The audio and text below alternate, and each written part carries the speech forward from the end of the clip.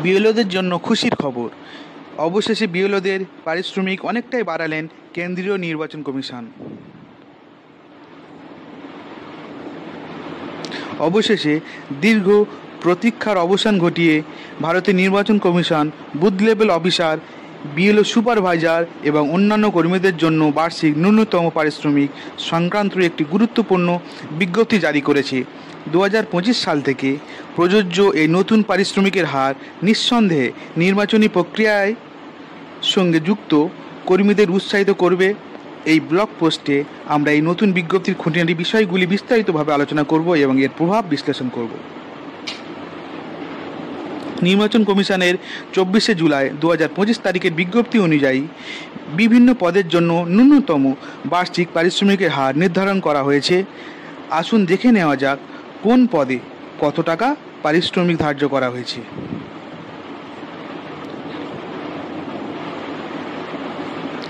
Booth level officer, এদের জন্য বার্ষিক ন্যূনতম পারিশ্রমিক ধার্য করা হয়েছে 12,000 টাকা, অর্থাৎ প্রতি মাসে 1,000 টাকা করে পাবেন এই কর্মীরা।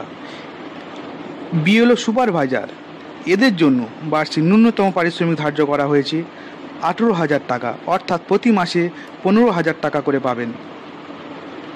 বিশেষ ইনসেনটিভ, বুথ লেভেল অফিসারদের জন্য 2,000 টাকার একটি বিশেষ ইনসেনটিভের ঘোষণাও করা হয়েছে। যারা স্পেশাল সামারি রিভিশন বা অন্য কোনো বিশেষ ড্রাইভে অংশ নেবেন তারাই এই বিশেষ ইনসেনটিভের জন্য যোগ্য বলে বিবেচিত হবেন। বিজ্ঞপ্তির কিছু গুরুত্বপূর্ণ দিক রয়েছে। এই বিজ্ঞপ্তির কিছু গুরুত্বপূর্ণ দিক রয়েছে যা সকল নির্বাচনী কর্মীর জেনে রাখা প্রয়োজন।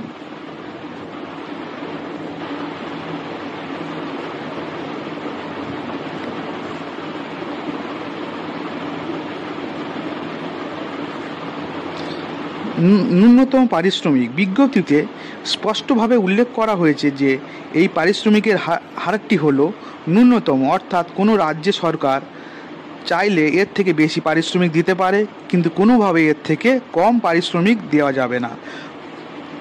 প্রযোজ্যতার সময় এই নতুন পারিশ্রমিকের হার 2025 সাল থেকে কার্যকর হবে।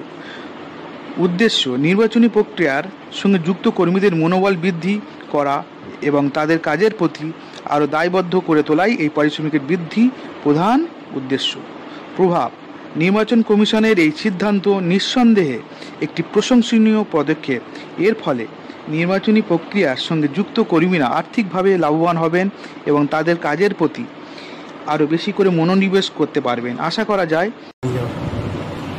আশা করা যায় এই সিদ্ধান্তের ফলে আগামী দিনে নির্বাচনী প্রক্রিয়া আর স্বচ্ছ এবং মসৃণভাবে পরিচালিত হবে।